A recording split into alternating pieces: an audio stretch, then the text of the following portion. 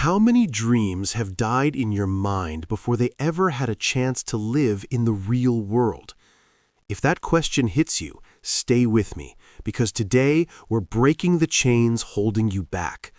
Overthinking steals your confidence, your energy, and your future. It convinces you that every step is dangerous, every decision unsafe. But the truth is simple. Your life changes the moment you act, not the moment you think. Today, we'll learn how to silence doubt, build courage, and move forward with purpose. Overthinking rarely enters your mind loudly. It doesn't arrive like a storm. It slips in like a whisper. A simple thought becomes a concern. That concern turns into a scenario, and soon that scenario becomes a whole movie playing in your head. Before you realize it, you're no longer thinking, you're drowning in thoughts. What started as one small idea has grown into a prison of endless what-ifs. This is how overthinking works. It builds slowly, silently, and powerfully. And the first step toward breaking free is learning to recognize when you're trapped inside your own mind. Awareness is your greatest weapon. But most people rush through their days so quickly they never notice when their thinking changes from helpful to harmful. You must learn to catch yourself in the act. Notice when your thoughts start to loop.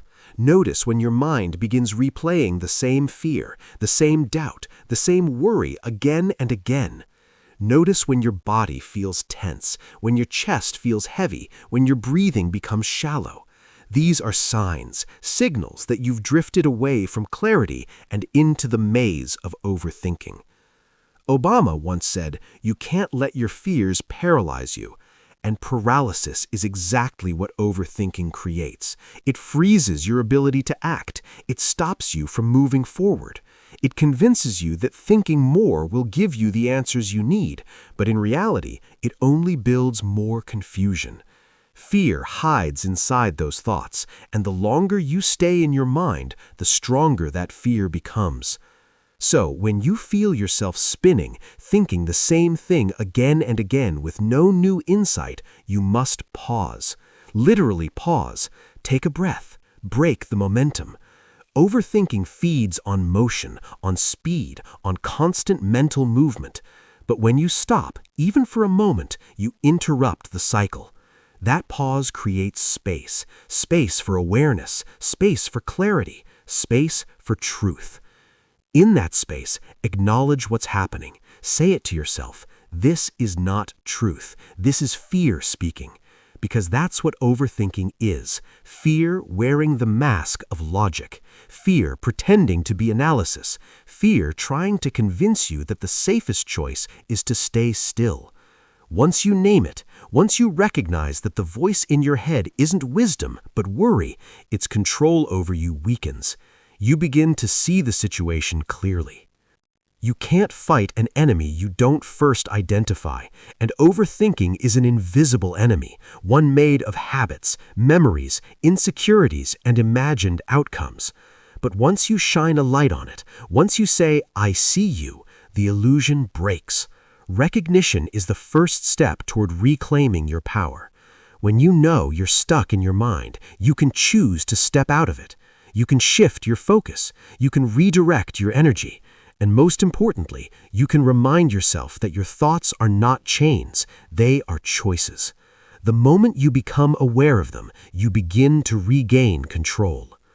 Overthinking is almost always powered by the same two words, what if? These words look innocent, even logical, but they carry the weight of fear, doubt, and hesitation. What if I fail? What if they judge me? What if I'm not ready? What if I'm not enough? These questions don't prepare you for the future. They trap you in a loop of imagined disasters.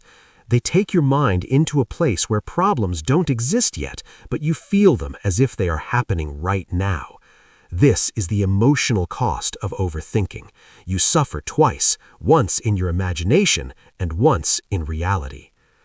The truth is, what-if thinking is a trick your mind plays to keep you safe. It's your brain trying to predict danger before it happens. But safety and growth rarely live in the same place. The more you try to predict everything, the less you actually do anything. You can spend hours, days, even years analyzing possibilities that never happen.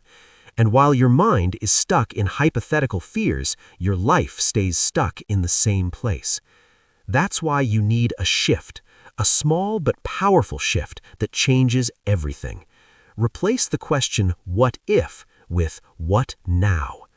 What if pulls you into the future, into scenarios that might never happen. What now brings you back into the present, the only place where progress is actually possible. This shift is not just mental, it's transformational.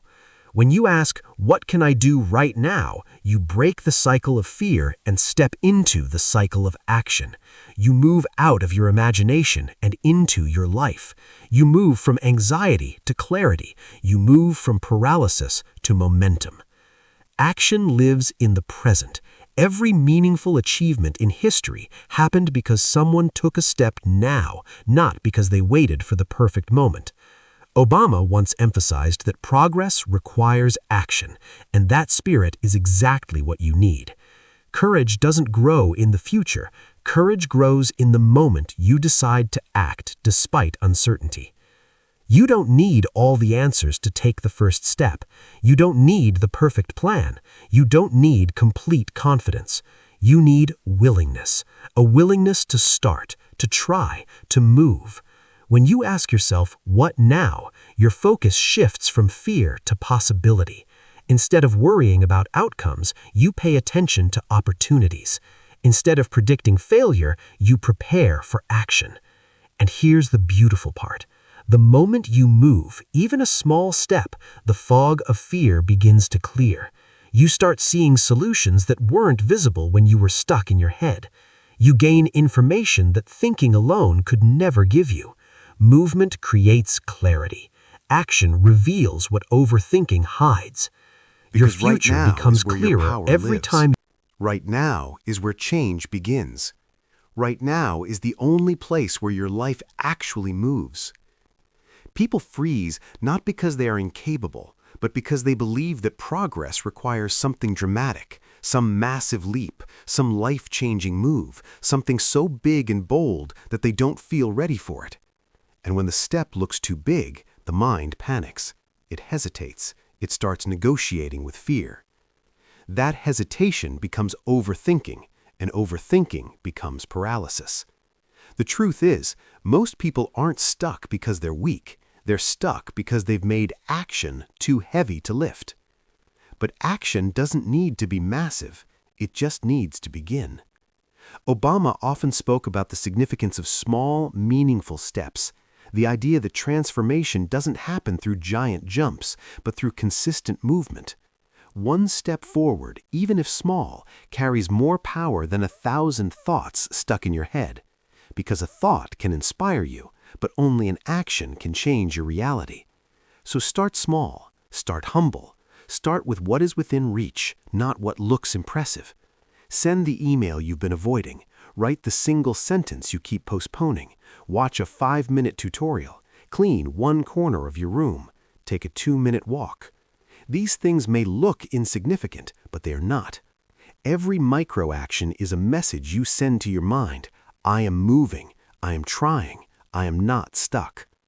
The beauty of small steps is that they are impossible for your fear to argue with. Fear can stop you from climbing a mountain, but it cannot stop you from tying your shoes. It can stop you from writing a whole chapter, but not from writing one line. And that one line, written consistently, becomes a page, then a chapter, then a book. This is how real progress is built, quietly, steadily, one step at a time. Overthinking creates chaos because everything feels bigger than it is. The mind magnifies the task, exaggerates the difficulty, and overwhelms you before you even begin. But action, especially tiny action, shrinks the mountain back down to size. When you take a micro step, the task becomes real, it becomes manageable, it becomes something you can touch, shape, and move through. This movement breaks the mental fog and brings clarity. And clarity, that is the enemy of overthinking. Where there is clarity, doubt loses strength. Where there is motion, fear fear loses control. Think about this. You don't need to run a marathon to become a runner. You just need to take the first step out the door. You don't need to know the entire life plan. You just need to do the next small thing that pushes you forward. Micro-actions are not signs of small ambition, they are signs of smart ambition. They help you build momentum without triggering fear. The moment you move, even a little, the brain shifts from danger mode to progress mode. You feel lighter, you feel capable, you feel a sense of control returning to your life.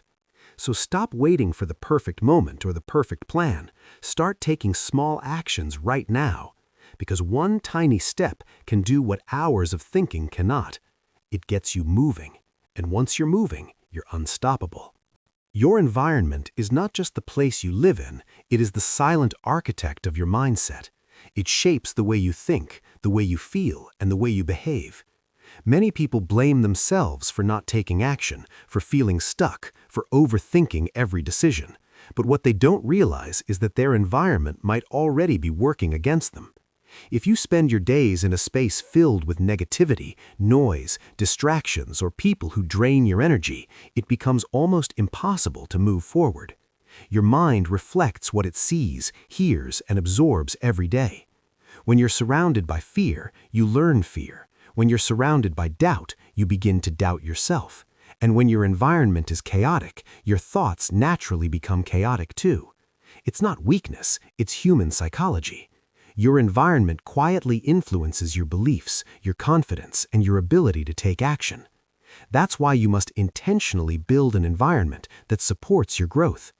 Obama often emphasized the importance of the people around him, the advisors, mentors, supporters, and voices that kept him grounded and focused. No leader rises alone. No one succeeds in a space that suffocates ambition. Even the strongest minds need the right surroundings to stay strong. Start by choosing spaces that make action easier. A clean desk, a quiet corner, a phone placed away from your reach while you work, a notebook open and ready. These small changes don't seem powerful, but they signal you. Because when your environment supports action, overthinking loses its grip, and your future becomes yours again. Overthinking often wears the mask of perfection. It makes you believe that you're not ready, not skilled enough, not prepared enough to begin. It tells you that you need the perfect plan before you take the first step, the perfect moment before you take action, the perfect confidence before you show up. But this mindset is one of the biggest traps that keeps people stuck. Perfectionism is not a high standard, it's a silent prison. It convinces you that movement without certainty is dangerous, when in reality, refusing to move is what truly kills potential. Perfection is a myth we chase but never catch. It's a moving target. The more you reach for it, the more it shifts and slips away. Every time you think you're ready, your mind finds another flaw, another reason to wait, another excuse to delay. That delay becomes hesitation. Hesitation becomes fear. Fear becomes paralysis.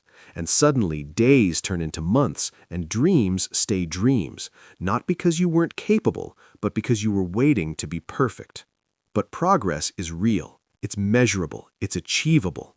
And the beautiful thing about progress is that it doesn't require perfection, only effort. Even the messiest, most awkward effort counts. Every imperfect step carries value because it brings you information, growth, confidence, and direction. You learn something about the journey, something about yourself, something about what you need to adjust next time. Imperfect action is honest action. It shows you where you stand, not where you imagine yourself to be. When you move, even imperfectly, you gather experience that overthinking can never give you. You discover your strengths, your weaknesses, your limits, and your hidden potential. You build resilience through trial and error, and little by little, step by step, you transform. Not because the steps were perfect, but because they were consistent. Obama often emphasized progress over perfection. His message was simple. Don't wait to be absolutely certain to do what you know is right. Action leads to clarity. Effort leads to growth. Movement leads to momentum. Perfection does not. Perfection keeps you frozen, always preparing but never arriving. Think of every skill you admire: public speaking, fitness, writing, business, leadership. No one mastered these by being perfect on day one. They stumbled, they doubted themselves, they made mistakes, they learned.